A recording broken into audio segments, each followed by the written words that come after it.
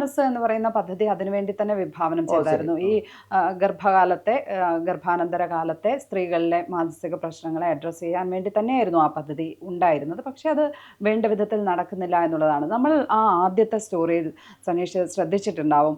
ആദ്യത്തെ സ്റ്റോറി തന്നെ ആ ഉമ്മ പറയുന്നത് കുട്ടിയും കൊണ്ട് ഏറെ നേരം ഇരുന്നു, എന്നിട്ട് ഇവൾക്ക് എന്തോ പ്രശ്നമുണ്ട് എന്ന് പറയുമ്പോൾ ആ ഡോക്ടർ അതിനെ പരിഗണിക്കാൻ തയ്യാറായില്ല എന്നുള്ളത്, ആ ഉമ്മയ്ക്കുള്ള വിവരം എന്തുകൊണ്ടാണ് കേരളത്തിലെ ആരോഗ്യ മേഖലയിലുള്ളവർക്ക് ഉണ്ടാകാതെ പോയത് എന്ന് പറയുന്ന ചോദ്യമാണ്.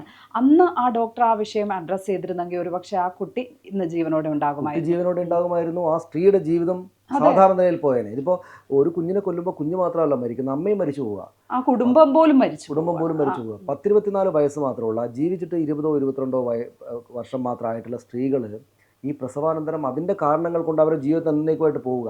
ഇത് സനീഷ്, ഈ കൊലപാതകം എന്ന് പറയുന്നത് അതിൻ്റെ ഏറ്റവും അങ്ങറ്റമാണ്.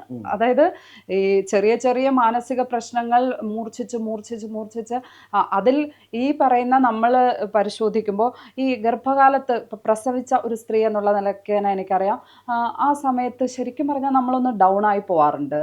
നമുക്ക് പല വിധത്തിലുള്ള ആങ്സൈറ്റീസ് വരും. ഇതൊക്കെ വളരെ സ്വാഭാവികമാണ്. ഇതിൻ്റെയൊക്കെ ആ മൂർച്ഛിച്ച രൂപത്തിലാണ് അങ്ങനെയൊന്ന് സംഭവിക്കുന്നത്.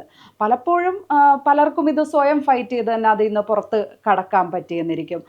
ചിലർക്ക് അങ്ങനെ പറ്റാത്തവരായിരിക്കും ഒരു പക്ഷേ ഈ ഒരു അവസ്ഥയിലേക്കൊക്കെ ചെന്ന് എത്തിപ്പെടുന്നത്. അതിനകത്ത് പലവിധ കാരണങ്ങളുണ്ട്. കുടുംബത്തിൽ നിന്നുള്ള പല വിധത്തിലുള്ള സമ്മർദ്ദങ്ങൾ, സാമ്പത്തിക പ്രശ്നങ്ങളുണ്ട്.